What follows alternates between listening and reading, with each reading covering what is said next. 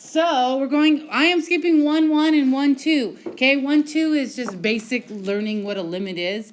And you guys already know that. So we're going to go and now learn how to do them. And it's the key word here says analytically. What does that mean again? What? Algebraic? No calculator. Does that make sense? No calculator. All right, so let's just look at these properties.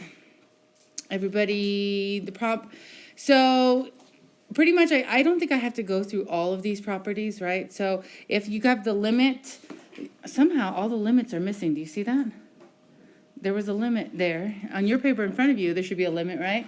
All right, so the limit of a constant is a constant. The limit of x, you just plug in, right? And the limit, as you go x to n, once again, just plug that c in. So nice and easy. If there's a constant in front of a function, it just follows it, okay? So it just follows. When you have a plus or minus, you just take each individually, the limit of f, the limit of g, and then add them together. And then when they multiply, you could do the same thing, the limit of f and the limit of g, and you multiply. And then you can also divide. Now recall, what is the big no-no in dividing?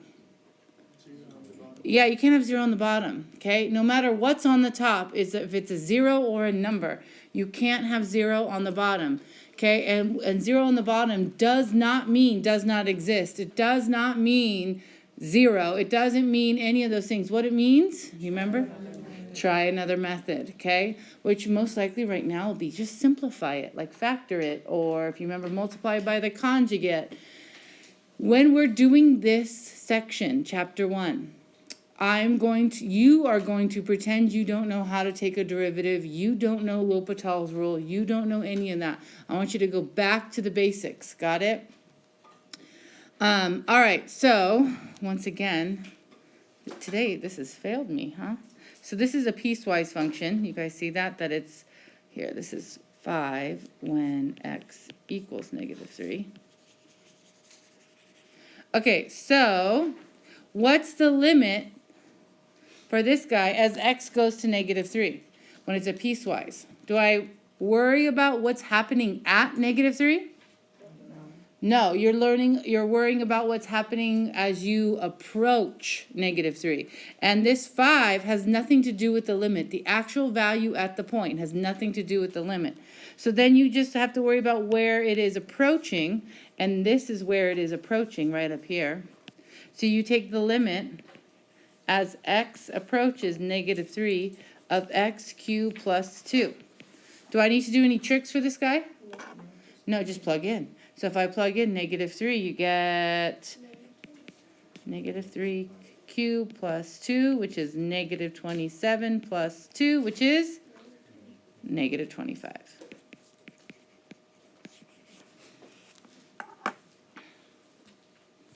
Everyone good? Questions? All right, next one. So there's a limit in front of here. I wonder why all of a sudden these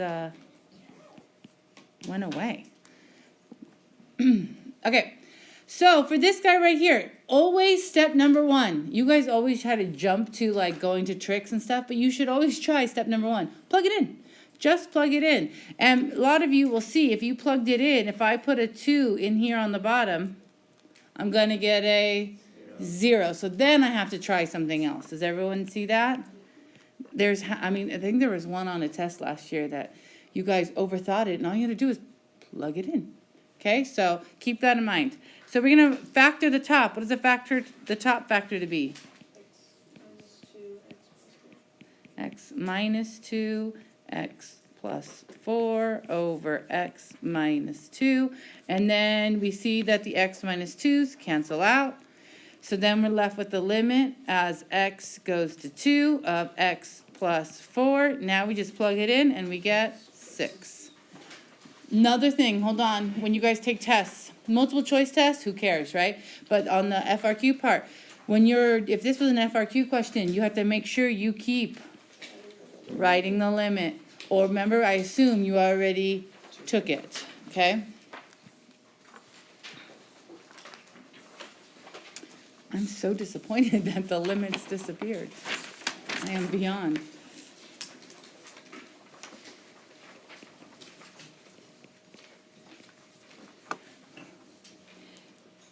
Okay. Luckily, you could see that if I took 0, am I going to have 0 in the bottom? Yeah, so I have an issue. And then a lot of you go, oh, I'm just going to do L'Hopital's rule here. No, you don't know L'Hopital's rule. You're not going to know it for a while. Does everyone understand that? So what do I need to do to this guy without doing L'Hopital's rule? The conjugate, right. So I'm rewriting the limit as x goes to 0. And we have square root of x plus 1 minus 1 over x. And then who is the conjugate? Square root of x plus 1 plus 1. And then whatever I multiply to the top, you have to multiply to the bottom. Okay?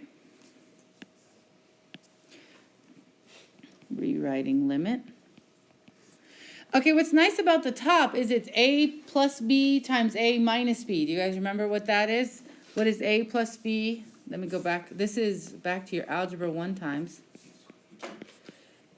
And that is going to be a squared minus b squared. So in this case, your a is the square root of x plus 1, right? So if I square that, you get x plus 1. So that's your a minus your b squared, and your b is 1, so b squared is 1. And then if you recall, the bottom, we do not multiply out. We leave it as x times x square root of x plus 1 plus 1. What happens to the ones on top? Oh, yeah, these cancel out. They disappear, right? And then what about the x's? They cancel out.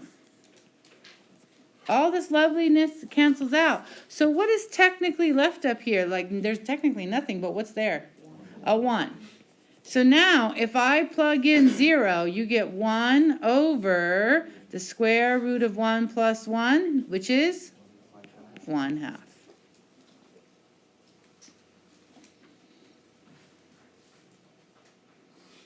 Any questions? All right. We have the squeeze theorem. And once again, the limit is disappeared. Oh, isn't that fun? The squeeze theorem. If you guys have flashcards, I would make them now. Here's one of them. It's going to be the squeeze theorem. Hopefully this.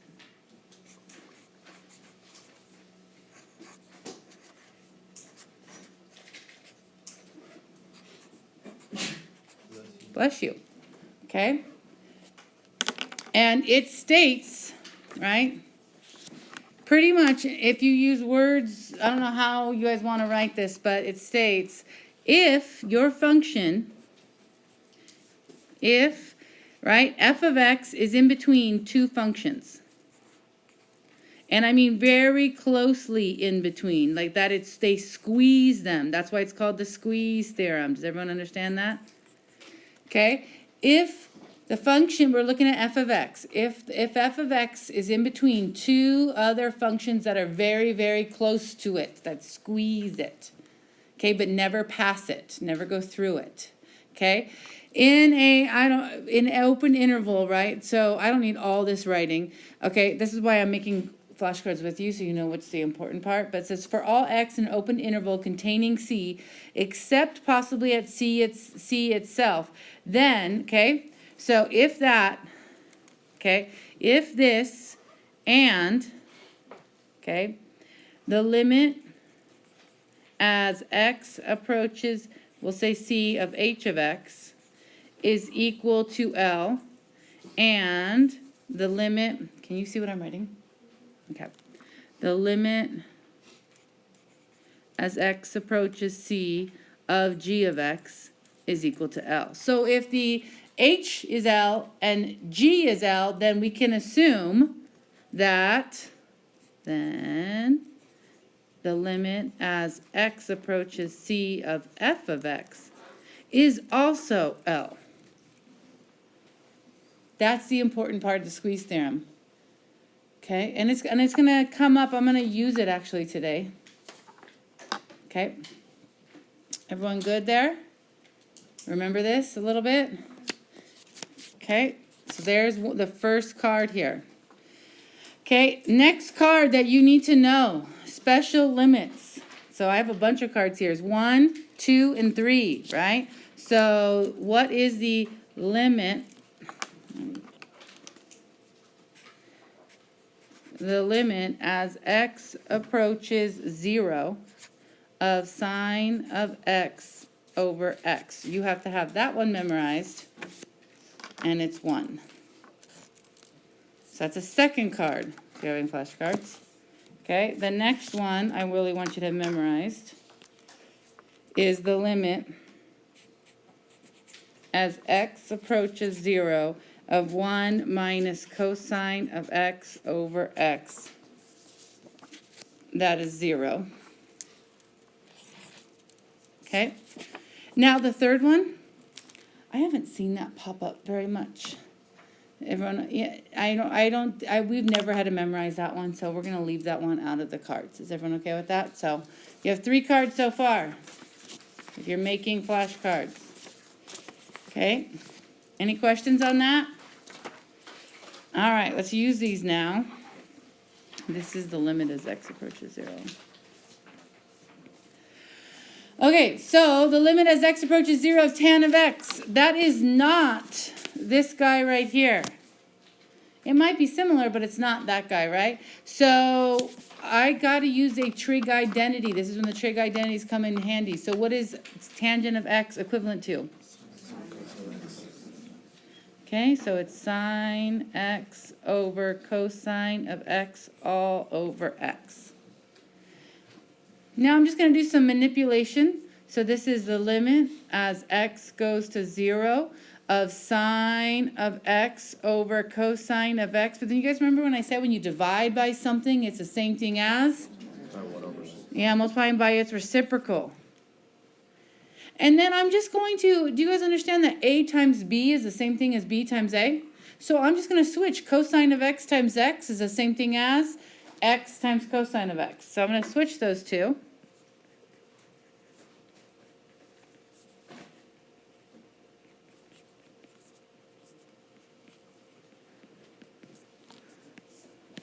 And the limit of sine of x over x is, what did we just say? 1, okay? Then we get this guy to be 1 times, right? Now, what about 1 over cosine of x? What's the limit as x goes 0 of 1 over cosine of x? 1. What did you do? Just plug it in, right? Just plug it in. So if I plug in 0, I get 1 for this guy also. So it's 1 times 1 is 1. Okay. Example number 5. Anyone know what to do here?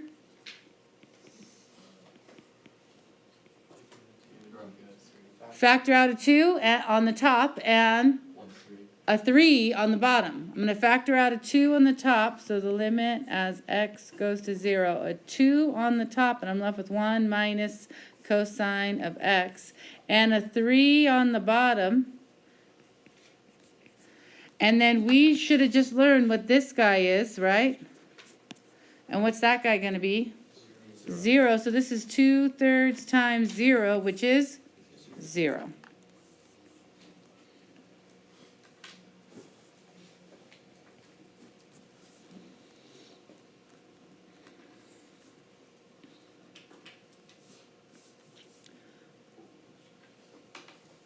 Does anyone remember from last year what the limit is of tangent of nx over x is? Awesome. Awesome. Okay, so all I got to do is I'm going to move that 6 on the bottom out. Okay, so this is the limit as x approaches 0 of 1/6 times tangent of 4x over x. So the limit of a constant is that constant of 1/6, and the limit of tangent of 4x over x is 4. Yep, and then we multiply it out and simplify, and you get 2/3. Maybe we should put that as a flashcard. That might be a good one. I never had that before, so let's add it. So this is gonna be the limit as x goes to 0. So if you haven't gotten flashcards yet, maybe you should, right? And then this is n.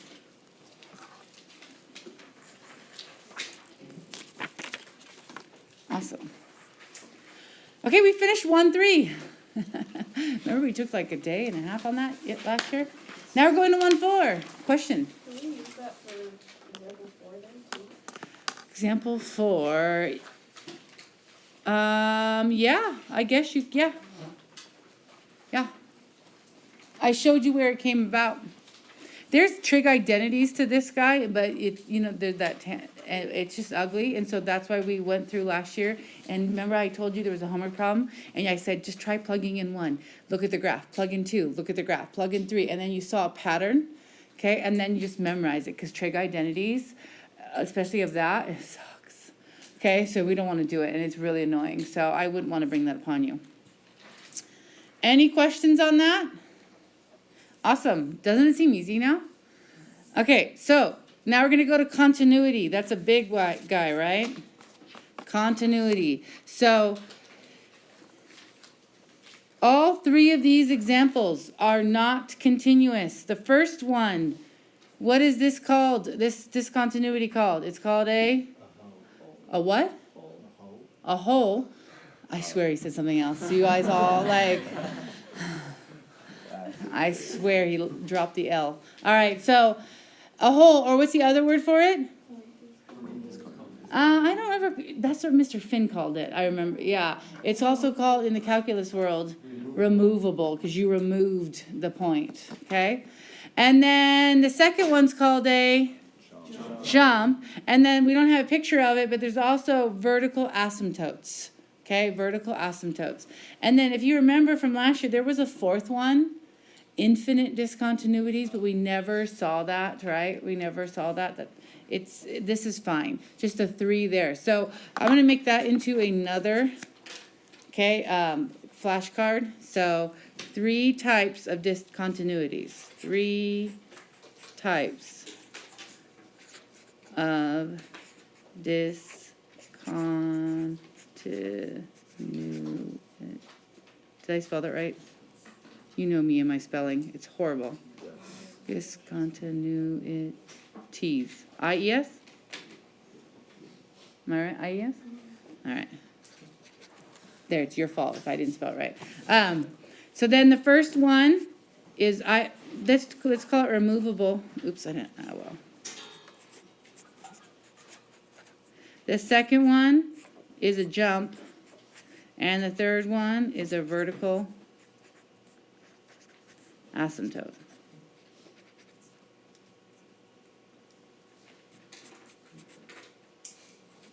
I'll redo that card. All right, everyone got that?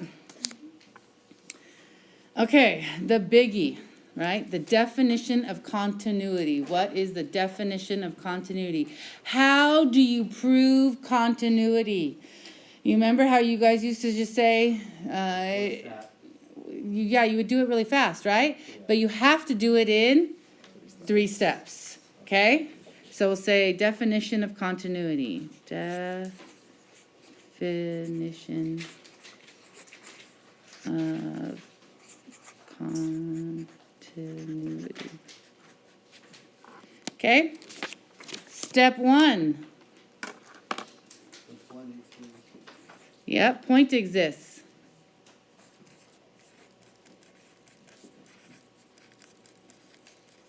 Okay, and that could be, you could just say f of c, right? Equals, we'll just say a number. L. L represents that. Okay, second one, the limit exists. How do I prove a limit exists? You guys remember that? Yeah, the left limit equals the right limit, right? So the limit as x approaches c on the negative side of f of x must equal the limit as x approaches c on the positive side of f of x. And the third one is the point has to equal the limit. Right? Remember how I said you could do it in words or you could do it in symbols? That's what I'm doing right now. Does everyone see that? Okay, so the point must equal the limit. So then it would be f of c must equal the limit as x approaches c of f of x. Everyone okay with that? All right, any questions? Next one then. Let's do some examples. Okay, so let's discuss the continuity. Is this guy continuous everywhere? No. Where is he not continuous? So if it ever says discuss the continuity, you would say it is continuous everywhere except x equals -1. Has everyone got that? So you are continuous everywhere except at x equals -1. And do you remember what that's called? What's happening at x equals -1? It's a vertical asymptote, right? Okay. How about B? Does that have any discontinuities in it? Nope, this is continuous everywhere.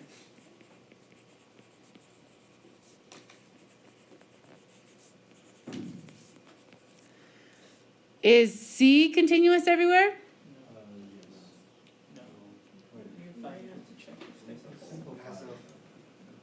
Okay, I don't have to factor anything. I should know by looking at it if it's continuous everywhere.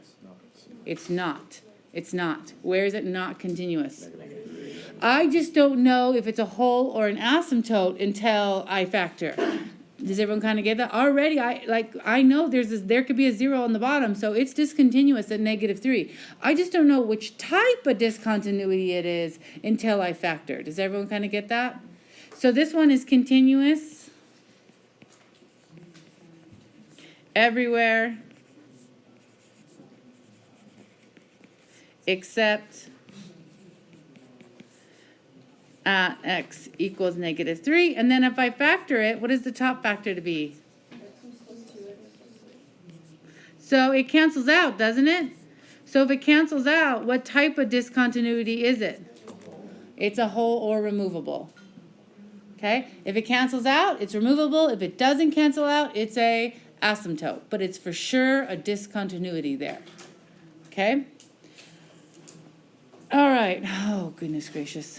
I love this thing that breaks this up. Okay, so let me rewrite this. So this is -2x squared when x is greater than or equal to 1. All right, so what do I need to do here? Do I need to do some work? Yeah, 3 steps. So who's my point in question? 1. So at 1, so f of 1, does f of 1 exist? Yeah, what is it? -2. Which one did you plug it in? Yeah, the bottom one, okay? And then the second step is check the limit. So I'm going to do the left limit. Does the limit as x approaches 1 on the negative side of 3x minus 5, what is that guy going to be? -2. And the limit as x approaches 1 on the positive side of -2x squared, what does that equal to? -2. Hey, look it, they're all -2. So it is what? Continuous everywhere. So the third step, we see that f of 1 equals the limit as x approaches 1 of f of x. Okay, so it is therefore continuous everywhere.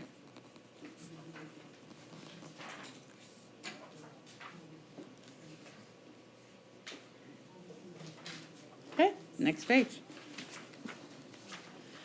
All right, so we're going to look at left side limits and right side limits. So I'm going to rewrite this. The limit as x approaches 0 on the negative side of absolute value of x over 4x. Okay, do you guys remember when absolute values in the mix?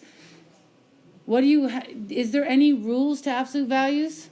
If you're coming from the left, it would be negative. If you're coming from the right. You have to change the function. You cannot leave an absolute value in there. So if I'm on the left side, what does the absolute value of x represent? Okay, over 4x. Well, what happens to the x's there? They cancel out, right? So then this is the limit as x approaches 0 on the negative side of negative 1/4, and the limit of a constant is a constant.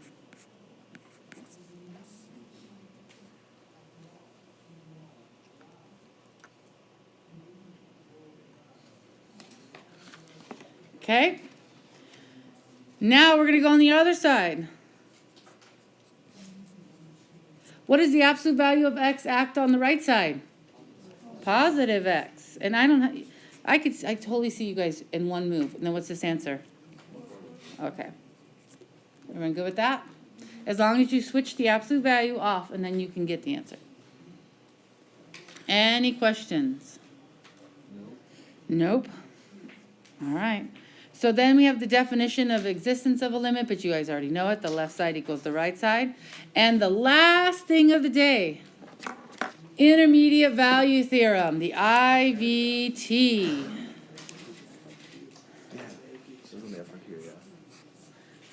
And you guys know that this is important, right? It's used more than you want it to get used. Okay, so IVT states, and I'm gonna, like, here's the book's definition. We're gonna make it a little bit simpler, right? So if f of x is continuous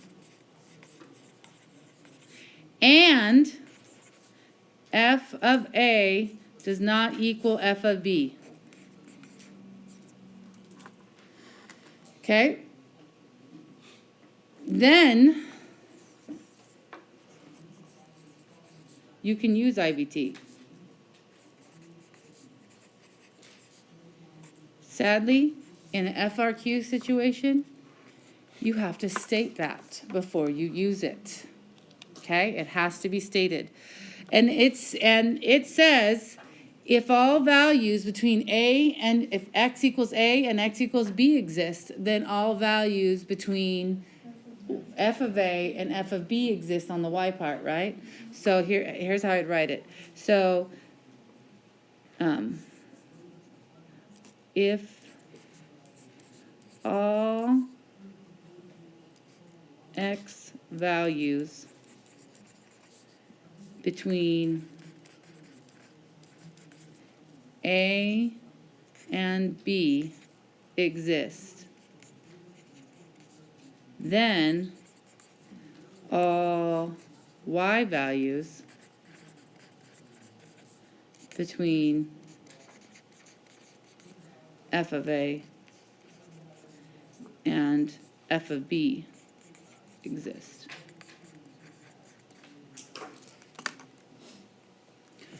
I could think of a AP question that says, how many times is this function equal to 2? Does that ring a bell? Okay, like something like that. And you would go look at the y values and you say, I can guarantee it happens twice. That's the least amount of times I can guarantee, right? Because usually you look at all the y values and you see that the y values, 2 goes in between them. All right, so here's an example. It says, use the intermediate value theorem to show that the polynomial function f of x is equal to negative x to the 5th plus 3x cubed minus 2x plus 2 has a 0 in the interval between 1 and 2. So what you first state is what? Is the function continuous? Yes. Yes. Okay, and what also has to be true? F Oh, so we better go figure out what f of 1 is and what f of 2 is. So f of 1 is negative 1 plus 3 minus 2 plus 2. So what is that guy going to be? 2. And let's go find f of 2. So this would be negative 32 plus 2 cubed is 8 plus, or not plus, times 3 is 24. Minus 4 plus 2. So I have, this is 20. So this is negative 12. So this would be negative 10. Yeah? It's okay, it's you, Jason. All right, negative 10. So since the function, since f of x is continuous, and f of 1 does not equal f of 2, we can use the IVT, which states if all values between x equals 1 and x equals 2 exists, then all values between f of, actually, you know what I'm going to do? I'm going to have a y in there. Y equals f of 1, which is equal to 2. And y equals f of 2, which is equal to negative 10, exists. And then what's the last statement? Which includes 0, which is what we were looking for. This is how they fix your clock. Yeah, I ordered a new one.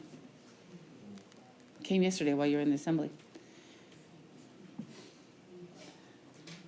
And that's how you do IVT. Any questions? No. Can you believe I did 2 sections and there's still 20 minutes?